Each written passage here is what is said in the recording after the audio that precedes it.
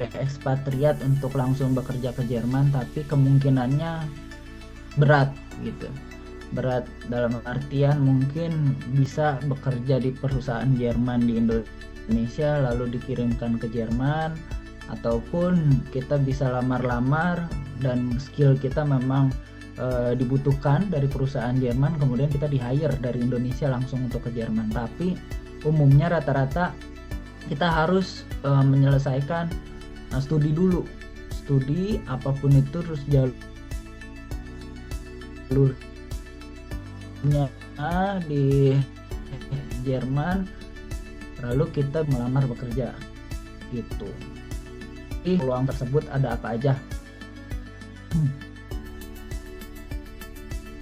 Mengapa Jerman? Nah, ini nanti aku bisa jelaskan kenapa kita memilih untuk ke Jerman. Tadi sempat Mbak Lia nanya ingin ke Eropa, tapi Eropa juga kan banyak negaranya. Ada Perancis, ada Inggris, ada Eropa Barat gitu, atau di Eropa Selatan ada Italia, Portugal, Spanyol, ya kan? Kenapa tapi pilih Jerman? Nah, aku menjelaskan di sini karena aku merasakan sendiri setelah 7 tahun tinggal di Jerman, bahwa pertama yang dipilih dari aku dulu pengalaman pribadi, karena melihat kualitas pendidikan di Jerman yang bagus gitu ya, dan melihat ketika kita sudah lulus dari Jerman kita bisa bilang made in Germany. Nah, made in Germany ini sudah terkenal gitu ya, dalam artian produk-produk ekspor Jerman gitu kan. Kalau yang kita bisa lihat made in Germany itu kan sudah teruji kualitasnya, udah teruji daya tahannya gitu ya. Wah, kalau made in Jerman sama kayak mungkin made in Jepang gitu ya. Nah, jadi made in Germany itu juga bukan hanya untuk barang-barang ekspor yang kita bisa beli, tapi pendidikan. Kalau misalnya kita lulus dari Jerman pun kita bisa bilang kita ini udah dari made in Germany gitu. Kemudian biaya pendidikan yang terjangkau. Nah, biaya pendidikan ini salah satu juga motivasiku kenapa waktu itu setelah lulus S1 sempat bekerja juga dan akhirnya melanjutkan S2 ke Jerman, karena melihat biaya pendidikannya masih terjangkau gitu, karena hitungannya hampir gratis. Tinggal kita memikirkan bagaimana untuk biaya hidupnya saja gitu, karena tidak ada tuition fee untuk mayoritas pada umumnya ya universitas-universitas negeri di Jerman. Dan kemudian yang ketiga, pilihan program studi yang beragam. Nah, ini juga sama kalau di Indonesia kita untuk ambil S2, contohnya kayak aku sendiri ya, ekonomi, karena ambil manajemen. Untuk S2-nya itu biasanya terbatas. Kalau di ekonomi, magister manajemen, akuntansi misalnya magister, nggak terlalu banyak pilihan program studinya, tidak banyak yang spesifik.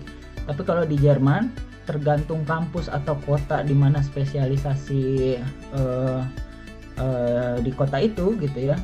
Misalnya kita di bagian utara dekat laut juga ada misalnya bagian ekonomi kelautan program studinya, atau ekonomi terkait kesehatan. Dan juga kalau misalnya engineering, teknik gitu ya, bidang-bidang teknik juga sama, ada teknik penerbangan yang bagus. Misalnya contoh alumninya mantan presiden kita Habibie di RWTH Aachen gitu ya, di kota Aachen. Atau otomotif ada di misalnya ada di Stuttgart, tempat pabriknya Porsche dan Mercedes-Benz, di Wolfsburg tempatnya VW ya. Jadi program studinya tuh sangat beragam. Jadi banyak dari kita misalnya minat-minat tertentu yang kita kepengen banget gitu ya, karena spesifik di sana kita bisa cari. Nah, ini tergantung, ini bisa kita lihat nanti, tergantung teman-teman bisa minatnya kemana. Kemudian sistem kesehatan dan jaminan sosial yang bagus. Sistem kesehatan di Jerman itu mewajibkan memiliki asuransi. Asuransi kesehatannya itu dari public insurance ya. Jadi dari pemerintah sudah ada subsidinya dan kita diwajibkan mengikuti itu. Jadi kalau misalnya kita sakit, minimal itu sudah ada cover ya, yang hampir semua warga Jerman itu dengan public insurance sudah tercover gitu ya. Kalau untuk tambahan ada lagi tambahan private, sama seperti di Indonesia. Mungkin kalau di Indonesia BPJS, tapi ini lebih dari BPJS sebenarnya, sudah tertata sedemikian rupa. Jaminan sosial dalam artian di Jerman kalau misalnya kita sudah bekerja gitu ya, kita masuk ke dalam sistem pensiun, sistem jaminan sosial lain-lain. Contohnya kayak misalnya kita pengangguran atau kita keluar dari tempat pekerjaan kita dan mencari pekerjaan lain, nah itu kita sudah ditanggung biayanya. Jadi ibaratnya kalau nganggur kita pun digaji gitu ya, tapi memang ada syarat-syaratnya. Kita harus melamar pekerjaan, kita harus, nah itu udah sama haknya seperti warga Jerman lainnya ketika kita sudah di Jerman ya. Nah contohnya juga kayak kemarin misalnya pada saat COVID itu tidak ada yang di PHK, namun ada namanya sistem Kurzarbeit, setengah dari jam bekerjanya itu dibiayai oleh negara. Nah itu semua kita beda hak warga Jerman dengan warga asing. Itu bedanya hanya pada saat pemilu, kurang lebih sisanya kita punya hak dan kewajiban yang sama. Dengan membayar pajak juga, pajaknya sama dengan warga Jerman gitu ya. Jadi jaminan sosialnya sangat bagus. Jadi kita bisa bekerja dan mengetahui bahwa nanti misalnya kita lanjut sampai pensiun tinggal di Jerman, setelah pensiun kita pun dapat jaminan pensiun ya, atau benefit pensiun dari negara Jerman. Jadi sama. Nah, pemandangan kota dan alam Jerman yang indah, atau di Eropa ya, kita bisa jalan-jalan. Kalau di Jerman kan termasuk dari negara Schengen. Jadi dengan satu visa itu, dengan kita punya izin tinggal di Jerman, kita bisa jalan-jalan nih ke negara-negara Schengen.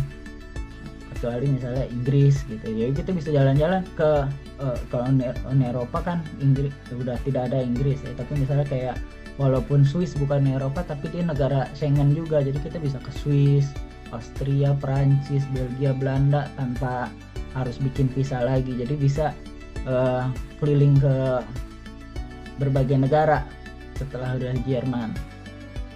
Kemudian pengalaman multicultural dan budaya yang sangat beragam. Nah ini pengalaman juga setelah aku kuliah di Jerman, kita punya teman di satu kelas saja dari berbagai negara. Dan ketika kita bekerja pun, kerja pertamaku kerja praktek ya untuk tesis, satu ruangan itu dari Perancis, dari Aljazair, ya, ada dari Filipina. Jadi pun kita tinggal bersama-sama dengan warga internasional gitu, tidak berteman dengan hanya orang Jerman saja. Jadi kita bisa sambil belajar gitu budaya-budaya dan kehidupan lokal kita saat tinggal di Jerman gitu.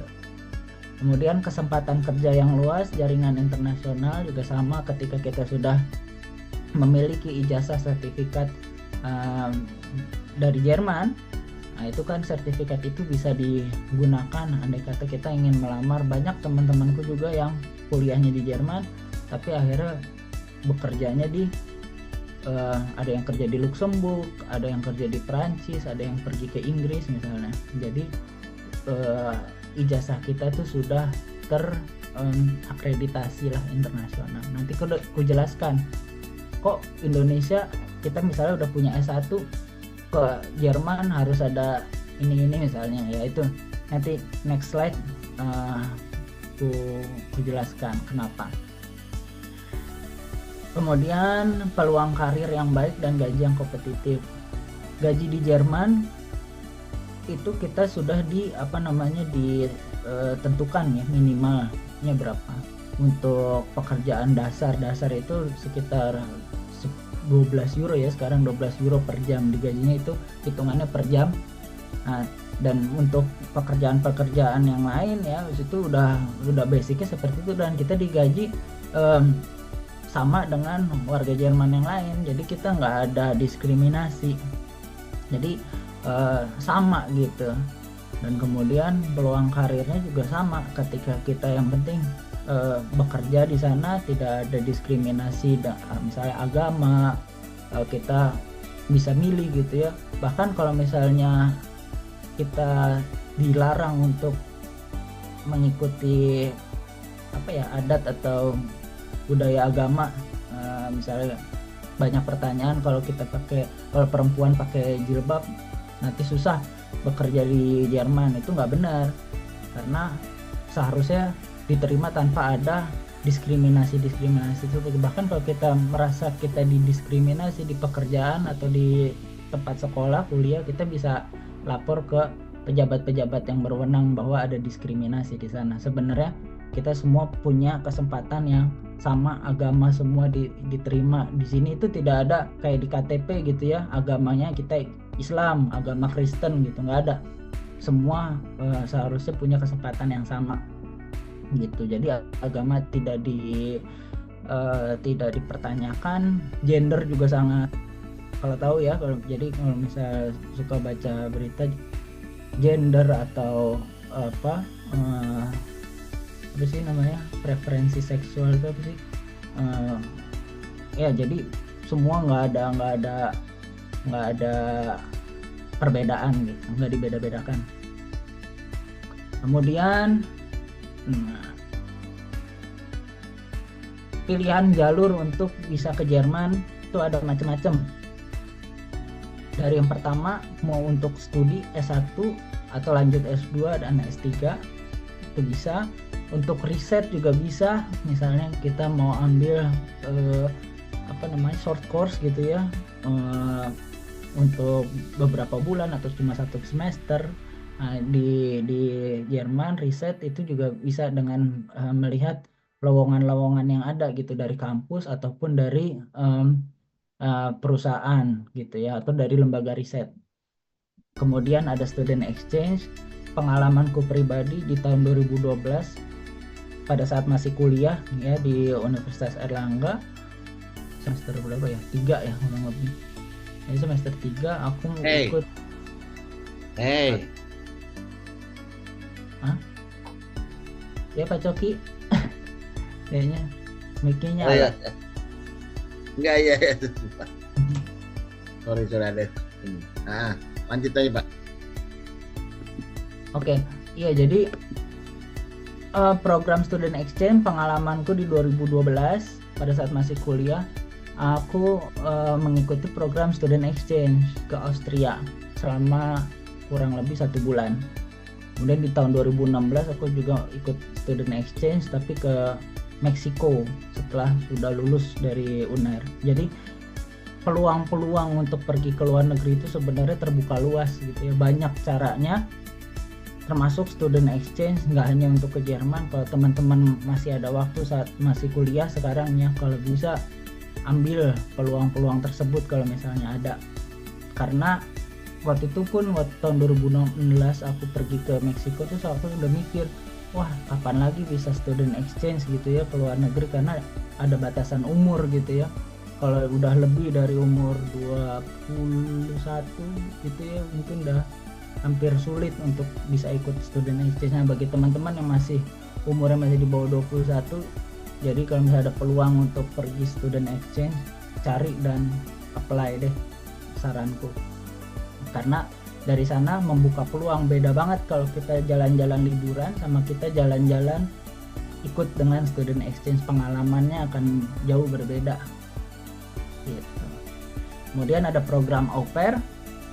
Au pair ini seperti kita bekerja mengikuti keluarga gitu ya, keluarga guest family ya.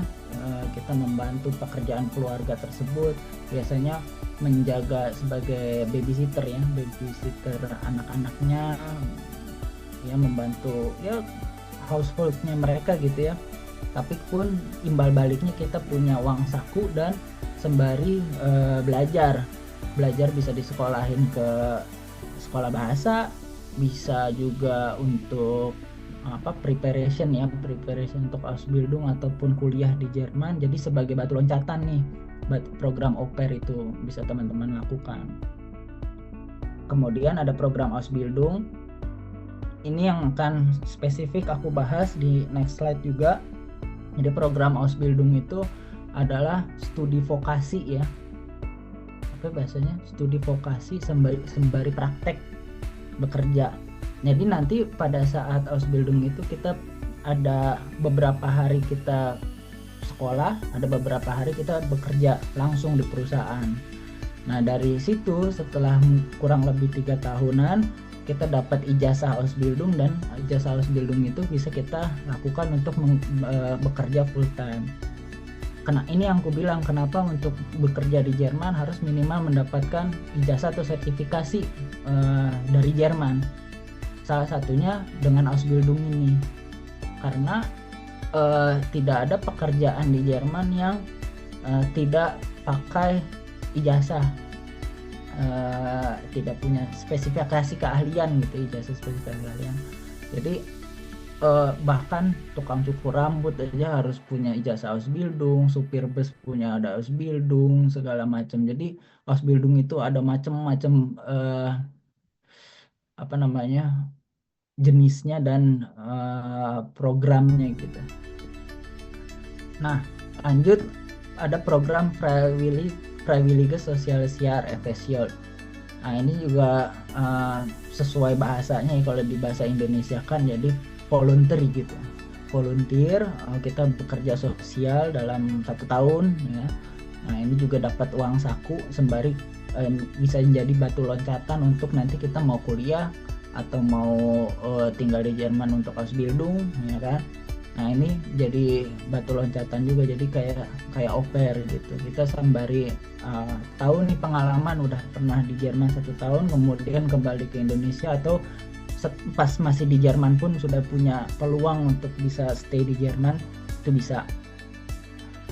Kemudian lanjut ada belajar bahasa. Nah, belajar bahasa di Jerman ini memang pilihan ya, belajar bahasa atau belajar bahasa Jermannya di Jerman, atau belajar bahasanya sudah dari Indonesia. Nah, kalau misalnya kita memilih untuk mulai belajar bahasanya di Jerman, ada kelebihan, keuntungannya, dan juga ada yang harus dipikirkan. Keuntungannya sudah pasti belajar bahasanya jauh lebih cepat, jauh lebih mudah gitu, karena langsung praktek sehari-hari ketemunya sama orang pakai bahasa Jerman kitanya ya, lebih cepat dibandingkan kita sekolah bahasanya di Indonesia. Tapi memang sudah seperti studi gitu ya, jadi biaya yang dikeluarkan untuk biaya hidup itu lebih dibandingkan kita belajar bahasanya di Indonesia. Jadi tergantung opsinya mau dipilih untuk belajar bahasa di Indonesia atau ke Jerman. Nah semua punya pertimbangannya gitu, dan lain-lain. Mungkin ada yang nggak aku cover di sini pilihan-pilihan jalurnya, tapi mungkin teman-teman ada mungkin kalau tahu di ada jalur lain, nanti kita bisa diskusikan.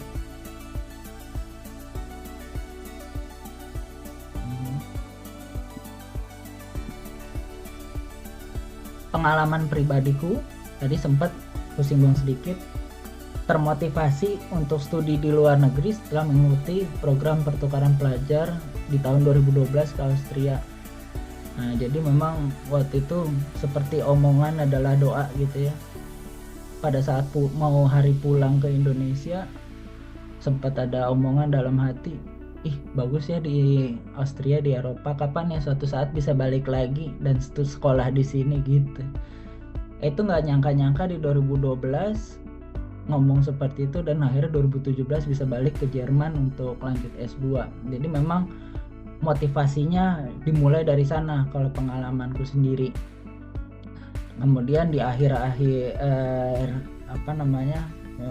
kuliah, aku sudah menyelesaikan bahasa Jermanku gitu untuk sertifikat B1, karena sudah mulai les bahasa Jerman sejak SMA. Dan karena di SMA itu sendiri di Jakarta, SMA di SMA 3 selama 3 tahun itu bahasa tambahannya bahasa Jerman. Jadi sayang kan kalau udah belajar bahasa Jerman tapi nggak digali lagi gitu di sekolah. Nah, jadi sudah memang bisa belajar bahasa Jerman sejak SMA, kemudian sebelum kuliah itu selesai sudah punya sertifikat B1.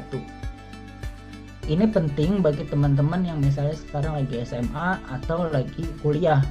Jadi ketika lulus nanti tidak baru mulai memikirkan bahasa, karena kalau bisa secepat mungkin gitu ya, sebelum lulus sudah punya sertifikat, sehingga ketika pengen langsung melanjutkan untuk S2 atau yang SMA mau ambil S1 gitu ya, sudah dipegang di kantong gitu ya sertifikat bahasanya, jadi tidak ada waktu yang terbuang gitu.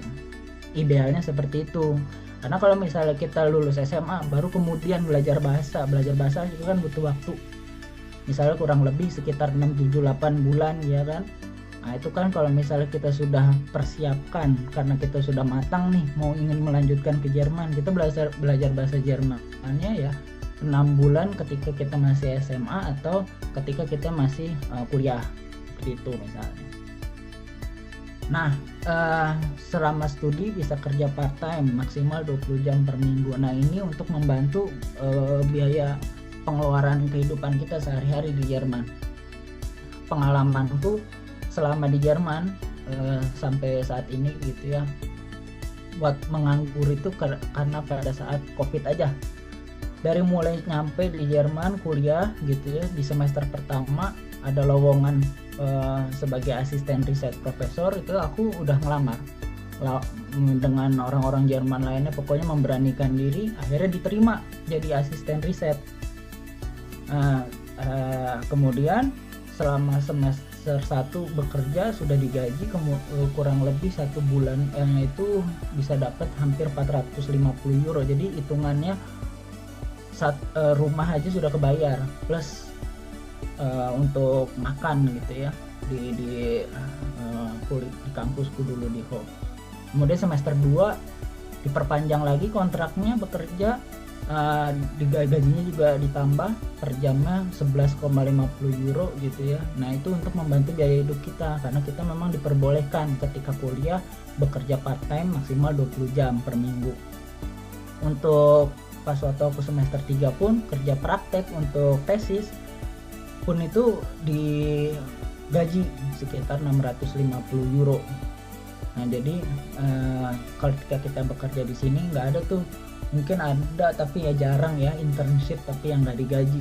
Karena pengalamanku sendiri internship aja itu pun digaji dan bekerjanya tidak seperti walaupun internship misalnya, bahkan bosku itu bilang waktu akhir internship, Alfi kamu selesai ya internship 6 bulan di sini tanpa aku pernah mintakan bikinin kopi, bikinin suruh-suruh apa, nggak pernah gitu. Karena hari pertama kerja pun kita di training, habis itu di akhir-akhir sudah nelpon customer.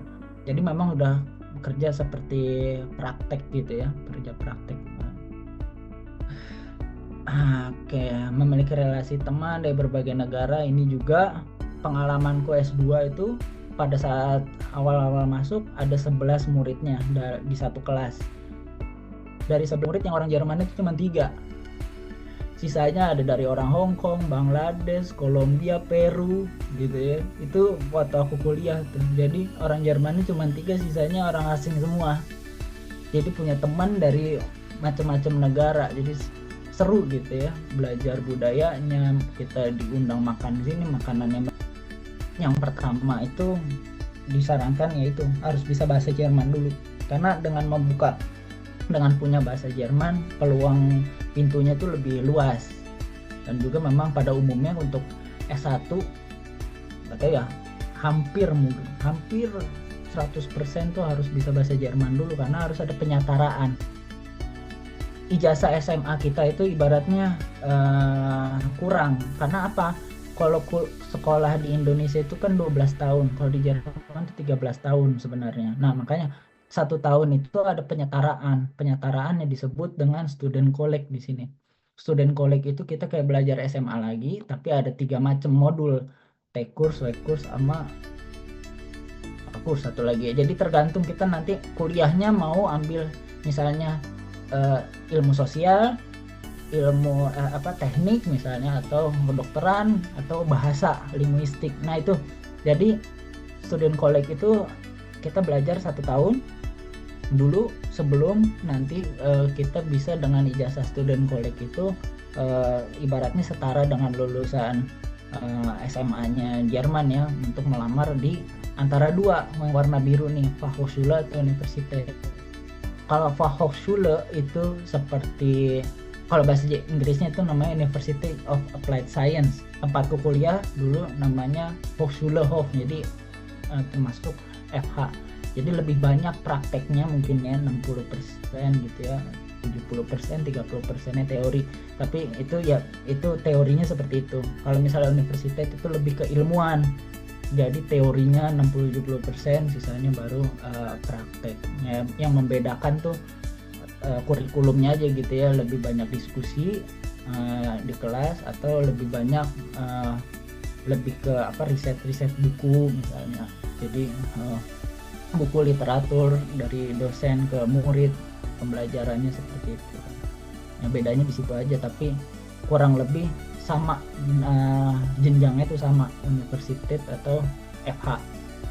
Itu kalau misalnya lulus untuk lulusan SMA, SMK untuk S1. Kalau misalnya untuk S2, ini tidak perlu lagi ada penyetaraan S2 dan S3. Jadi kalau misalnya kita lulusan S2 atau S3 di Indonesia, kita bisa langsung melamar entah itu di FH atau di universitas.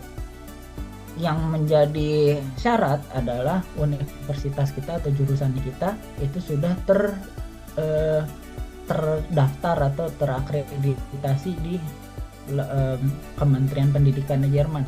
Jadi ada nama websitenya namanya ANABIN. Jadi kita bisa cek apakah kampus kita terakreditasi atau bisa langsung kuliah di Jerman. Rata-rata kalau universitas negeri sih sudah tercatat ya. Jadi kalau misalnya yang swasta gitu ya, atau yang pokoknya kita cek dulu apakah kampus, lulusan dari kampus kita itu bisa langsung lanjut kuliah ke sana gitu. Akhirnya kalau sudah, ya kita langsung bisa ajukan dokumen-dokumen yang diperlukan gitu ya untuk ngelamar kuliah. Syaratnya minimal ya paling kita harus translate dulu ijazah kita ke bahasa Jerman. Itu step pertamanya. Nanti ku jelaskan step-stepnya apa aja. Nah, ini dia syarat untuk studi ke Jerman. Jadi untuk teman-teman setelah dari sini bisa cek di websitenya daad.de. DAD itu kayak lembaga dari pemerintah Jerman untuk servis pendidikan. Jadi makanya bahasa Inggrisnya itu German Academic Exchange Service. Kita bisa lihat di sana jurusan-jurusannya dan kampus-kampusnya. Jadi setiap kampus punya jurusannya kadang berbeda dengan kampus-kampus lainnya. Jadi kalau teman-teman bisa cek di website sana listnya dan kemudian persyaratannya. Jadi ada semua di sana persyaratan untuk melamar di sana, dokumennya apa saja, dan juga intake-nya ya. Intake itu apa tuh? Waktu masuk atau waktu pendaftarannya. Jadi kita bisa lihat nih, oh pendaftarannya tanggal sekian sampai tanggal sekian untuk mulai kuliahnya di antara dua semester summer atau semester winter. Jadi ada masuk di musim dingin atau di musim panas. Kadang ada program studi yang dua kali itu dalam 1 tahun penerimaannya. Kayak dulu aku S2 juga ada 2 kali, ada yang masuk di summer, ada yang masuk di winter gitu. Nah, itu bisa cek di website www.dad.de. Kemudian belajar bahasa Jerman minimal level B1. Jadi ya sulit juga, walaupun kuliahnya aku waktu S2 di sini memang kuliahnya pakai bahasa Inggris ya. Jadi kalau S2 itu memang untuk yang sosial banyak tuh yang syaratnya hanya bahasa Inggris saja, tapi rata-rata memang bahasa Jerman. Kalau kita punya bahasa Jerman, kita kan sehari-hari di luar perkuliahan juga pasti berkomunikasi dengan warga lokal gitu ya, belanja minimal juga udah harus pakai bahasa Jerman. Nah, jadi bahasa Jerman itu suatu kebutuhan pastinya harus punya.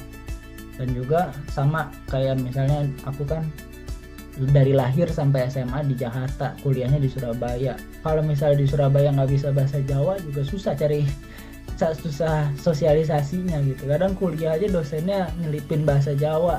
Jadi kadang kalau misalnya kita nggak ngerti ya agak susah juga. Jadi paling nggak kalau misalnya ada waktu luang kuliah atau SMA kita bisa sambil mulai belajar bahasa Jerman gitu. Bagusnya minimal level B1 seperti aku, pengalamanku sebelum kuliah berangkat ke Jerman sudah punya sertifikat B1. Dan belajar bahasa Inggris sesuai kebutuhan. Kenapa aku tulis sesuai kebutuhan? Yaitu mungkin jurusan yang dipilih ada dengan bahasa Inggris. Jadi IELTS-nya minimal 7 walaupun 6,5 ya persyaratan. Tapi baiknya 7 karena kan saingannya dari berbagai macam negara nih. Jadi kalau misalnya kita nilainya lebih bagus 7, kenapa enggak? Jadi lebih mudah untuk melamar kuliah. Kemudian lulus dari SMA SMK sekitar rata-rata 8, sama juga argumennya karena kita dilihat kan ya di seleksi. Jadi kalau misalnya nilai rata-rata kita bagus di atas 8 gitu, 8 ke atas, kemungkinan diterimanya lebih tinggi. Nah, kalau untuk yang S2 dan S3 ya kalau dapat lulus kuliah juga IPK-nya minimal 3 ke atas gitu. Nah, cari informasi sebanyak-banyaknya. Ya ini juga saran ya, mungkin sekarang lebih gampang, sosial medianya lebih terbuka luas. Zamanku dulu aku tuh sembari bekerja di kantor, tapi dari kantor itulah komputer kantor itu yang akhirnya bisa aku ngelamar sampai berangkat ke Jerman gitu. Jadi dulu senjatanya dari googling aja. Kalau sekarang ada YouTube, ada TikTok, banyak yang misalnya sharing-sharing tinggal di luar negeri, kuliah di luar negeri gitu. Jadi lebih banyak gitu platform yang kita untuk mencari informasi sebanyak-banyaknya. Zamanku dulu aku nggak pernah ikutan webinar, nggak pernah, ya hanya dari Google aja gitu, apa aja cara-caranya bagaimana, akhirnya bisa. Jadi feel good luck gitu dari kita teman-teman, good luck untuk mencari cara bagaimana untuk lanjut studi ke luar negeri. Dan terakhir, persyaratan masing-masing tadi yang gue bilang, kalau misalnya lihat di website TAAD, persyaratannya kan macam-macam dan bisa juga berbeda-beda tiap kampus. Jadi itu di kita atasi gitu ya, tergantung minat kita mau kemana. Jadi persyaratannya disesuaikan dan dipersiapkan. Nah, next alurnya. Nah, yang pertama kita cari dulu dan pilih program studi yang kita inginkan. Kemudian belajar bahasa Jerman ini bisa linear berbarengan gitu. Sembari sekarang kita belajar bahasa Jerman, sembari cari pilih-pilih bisa. Dan kemudian kita penuhi syarat-syarat yang ada, ya kan, dengan mungkin ijazah itu harus ditranslate. Terus apalagi yang belum punya misalnya wajib B1, kita selesai B1 bahasa Jerman. Kalau yang diminta IELTS juga kita selesaikan ujian IELTS-nya seperti itu. Jadi persyaratan yang ada dipenuhi. Kemudian kalau yang SMA SMK kita ngelamarnya ke student college, kalau yang mau lanjut S2 S3 kita ngelamarnya ke kampus gitu. Dan kita nggak tahu sekarang mungkin udah yang sudah banyak yang bisa online, full online gitu ya melamarnya. Kalau zamanku dulu gitu, aku tuh ngirim pakai pos. Jadi ke kantor pos, semua yang ijazah itu kan memang harus dilegalisir. Yang di ijazah, yang ditranslate pun harus dilegalisir. Jadi semua dimasukin ke amplop dan dikirim lewat pos.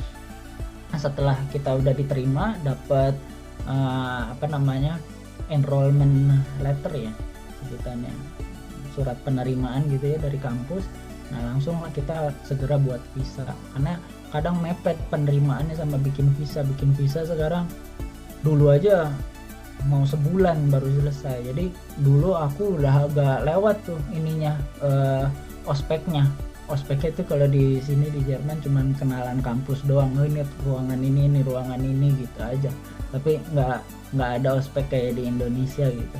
Nah, jadi setelah diterima kita langsung segera bikin visa, karena visa nih kadang yang bisa bikin kita telat berangkat di Jerman. Jadi harus segera, kemudian sembari cari akomodasi tempat tinggal yang paling penting di Jerman gitu. Kalau udah semuanya ya tinggal bismillah berangkat dan berjuang gitu di Jerman gitu. Itu alurnya. Nah, kemudian ini tadi Mbak Lia ada pertanyaan. Nah, sini aku jelaskan nggak begitu detail tapi kurang lebih gambaran. Kalau untuk studi di Jerman itu ada persyaratan deposito tuh, jadi duit kita dimasukkan ke dalam bank, tapi dalam tiap bulan itu cair atau bisa ditarik uangnya sebesar kurang lebih, peraturan sekarang mungkin nggak tahu, peraturannya bisa berubah, bisa naik gitu ya, dari ini 11.208 dalam 1 tahun, atau dia bisa kita tarik 934 euro per bulan untuk biaya hidup kita. Nah, 934 euro ini adalah angka yang ditentukan Jerman kurang lebih biaya hidup kita dalam sebulan gitu, harus cukup dengan nilai 934. Tapi ini sebenarnya kayak batas atas ya. Zamanku dulu 2017 itu 720 euro.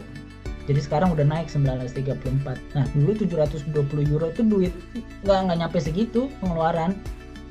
Pengeluarannya tuh 500 paling ya.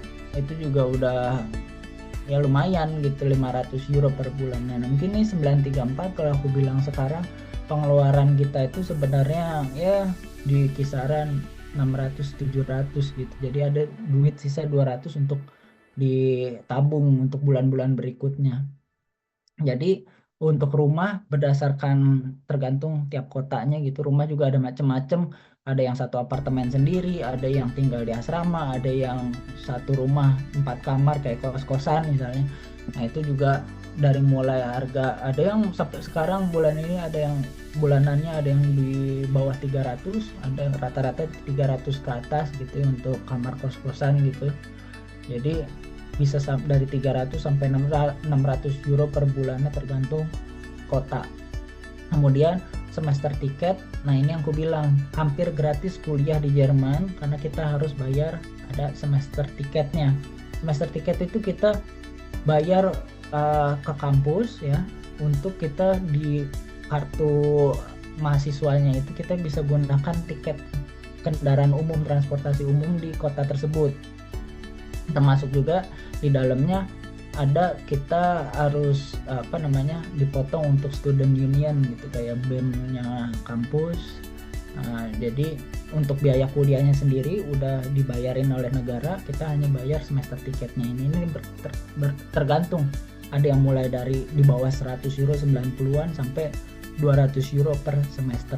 Jadi masih jauh lebih murah daripada kuliah di Indonesia gitu.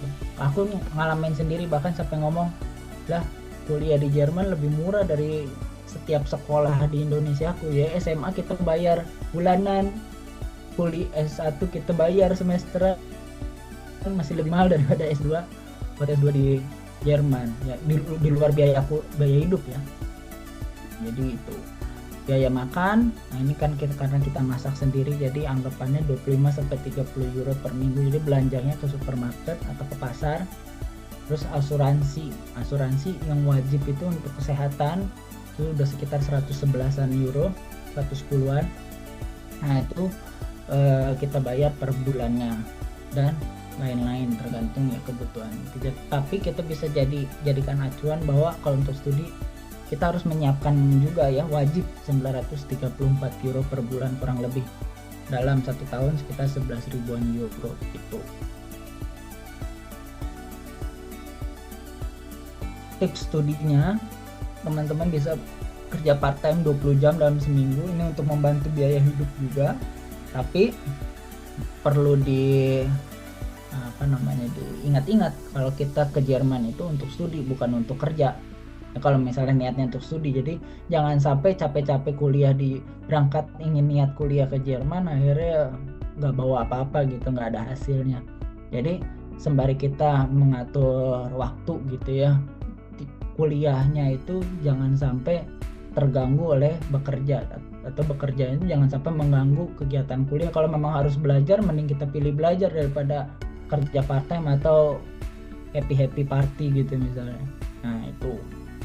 Terus kemudian kalau ingin langsung kerja gitu ya, kerja praktek dan udah ada uang masuk, jadi tidak ada yang namanya tadi tuh 11-12 ribu euro per tahun untuk deposit. Opsi yang bisa diambil adalah opsi Ausbildung. Karena ya lebih budgetnya lebih minim gitu ya dibandingkan untuk studi. Nah kemudian berteman tidak hanya dengan orang Indonesia.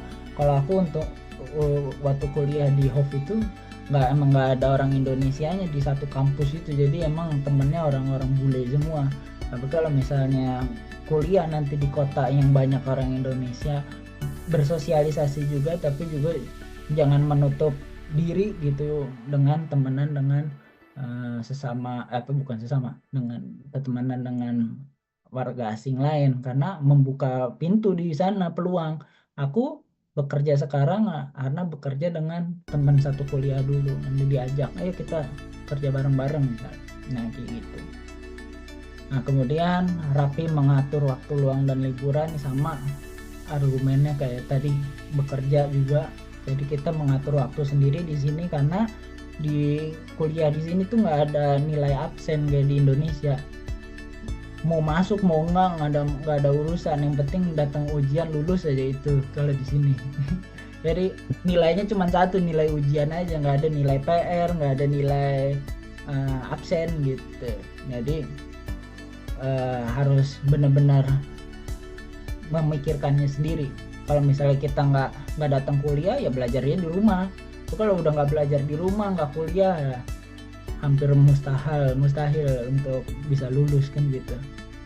Terus menata keuangan sendiri dari uang yang kita dapat tuh dari cair tiap bulan tadi. Karena aku bilang 900 tapi realnya mungkin di 600-700. Nah sisa 200-nya kalau misalnya kita hedon gitu ya, jalan-jalan, party, makan di luar segala macam, kan habis terus tuh tiap bulannya. Tapi setiap tahunnya harus diupdate duit 11.000 itu untuk kebutuhan visa izin tinggal. Ya kalau udah habis tahun ini terus tahun depannya kita nggak punya duitnya, visa izin tinggal kita nggak diperpanjang. Jadi itu juga harus dipikirkan, menata keuangan sendiri. Nah untuk menghindari permasalahan finansial, itu tambahi dengan asuransi tambahan. Haflih itu liability insurance kalau kita merusakin barang orang lain di tempat umum di manapun gitu ya.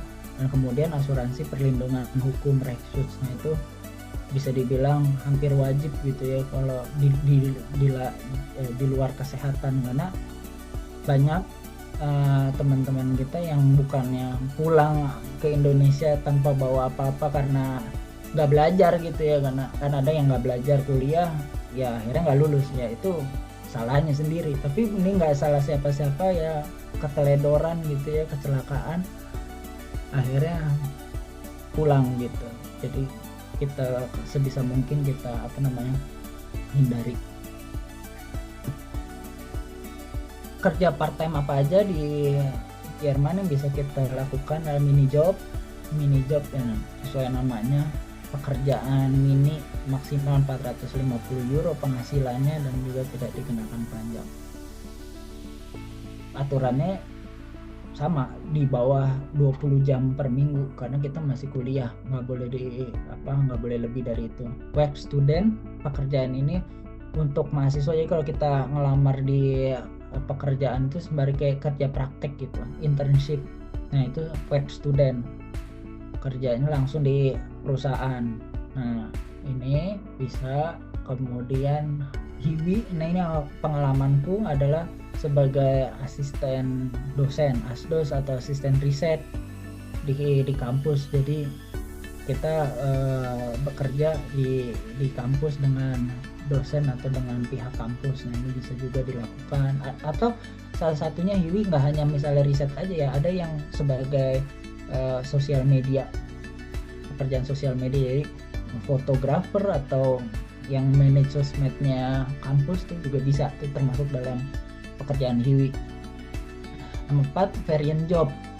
Jadi variant job ini legal, walaupun sempat dulu ada kasus gitu ya, karena narasi yang digunakan variant job di Indonesia dibilangnya magang, padahal enggak. Variant job itu bagi kita yang kuliah, pekerjaan ini adanya di liburan musim panas atau di kayak kemarin nih tahun baru Natal.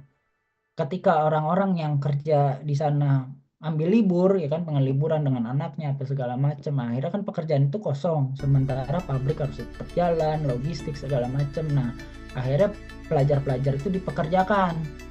Jadi memang namanya variant itu bahasa Jerman, artinya liburan, jadi pekerjaan di saat liburan. Nah, jadi kerjaan itu ya tidak seperti magang ya, kerja ibarat kata kerja kasar gitu ya, karena di pabrik atau delivery kerjaan seperti itu. Nah itu variant jobs, mengisi waktu ketika kita liburan. Karena kalau di Indonesia kan ada apa tuh semester pendek ya, kuliah lagi. Nah ini kalau di Jerman nggak ada.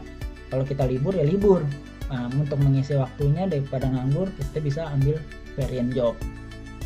Nah itu, jadi beda konsep, jangan dibilang ini magang. Kalau ya ngomongannya magang ya memang itu udah salah gitu. Nah pekerjaan sektor jasa, nah ini sih sebenarnya mini job ya hitungannya, mini job juga dibilangnya, atau neben job, pekerjaan part time. Jadi gajinya sekitar minimal tuh 12 euro per jam, tapi tergantung lokasinya atau tergantung ya sesama pelayan. Tapi kalau restoran mahal mungkin gajinya lebih tinggi di luar tip ya. Jadi kalau tips itu juga bisa dipertimbangkan. Pekerjaan mana yang tipsnya banyak, ya itu malah kadang lebih bersaing dengan gaji dari tipsnya gitu. Next, Ausbildung. Sekarang kita beralih ke Ausbildung. Tadi udah studi. Nah kalau Ausbildung itu syaratnya itu minimal harus B1. Ini nggak bisa diganggu gugat kalau untuk Ausbildung. Nah untuk beberapa malah justru membutuhkan yang lebih tinggi, harus B2, seperti kayak misalnya perawat, terus kerja di sebagai apa sih yang udah di bagian kantor gitu ya. Nah itu harus B2. Ketika lulus dari SMA SMK minimal rata-rata 8, sama kayak studi tadi. Terus persyaratan lengkap juga kita lengkapi untuk melamar di perusahaan yang mencari Ausbildung. Setelah diterima kita wawancara kerja. Nah yang di sebelah kanan ini foto contoh kontrak kerjanya. Ini kan kosong ya, tapi kalau ada nama perusahaannya, gajinya, tahun pertama, gaji tahun kedua, tahun ketiga. Jadi semua, kalau kita sudah dapat kontrak ini, barulah kita bisa bawa ke kedutaan Jerman untuk kita bikin visa.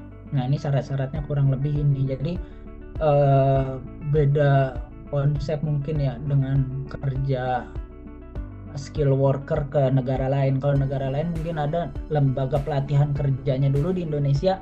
Jadi kita belajar dulu jadi perawat, jadi hotel, pekerjaan hotel gitu ya. Baru kita ke luar negeri gitu. Kalau di Jerman nggak bisa, semuanya dilakukan di Jerman gitu. Macam-macam pekerjaannya, bisa jadi perawat yang untuk merawat orang-orang tua, Altenpfleger. Kemudian ada art helper yang di rumah sakit membantu dokter, Kaufman penjual toko, yang maksudnya penjual yang di toko gitu ya, kayak marketingnya, pembuat roti, koki, penjual bunga dan lain-lain. Nah ini bisa teman-teman screen capture atau dicatat. Ini websitenya Karir Bibel Ausbildungsberufe. Jadi macam-macam pekerjaannya. Nah ini bisa dilihat minatnya kemana, karena setiap pekerjaan kurang lebih pasti ada ijazah Ausbildungnya gitu.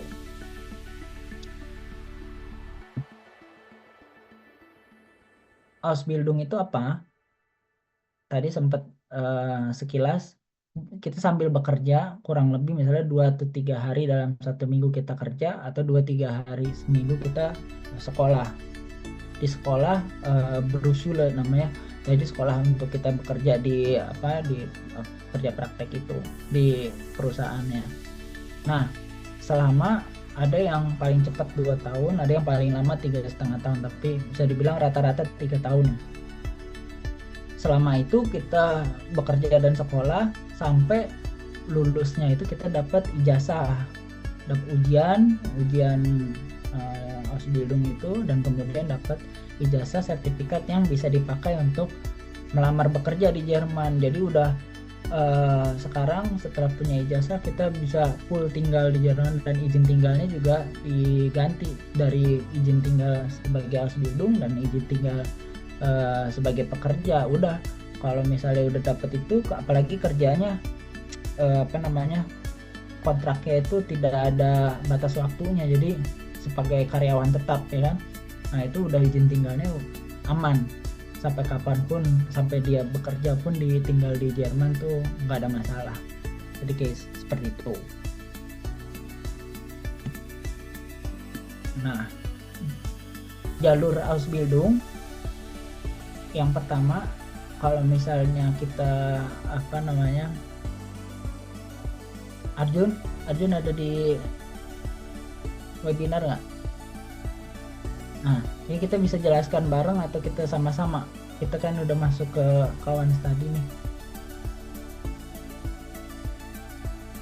Ya.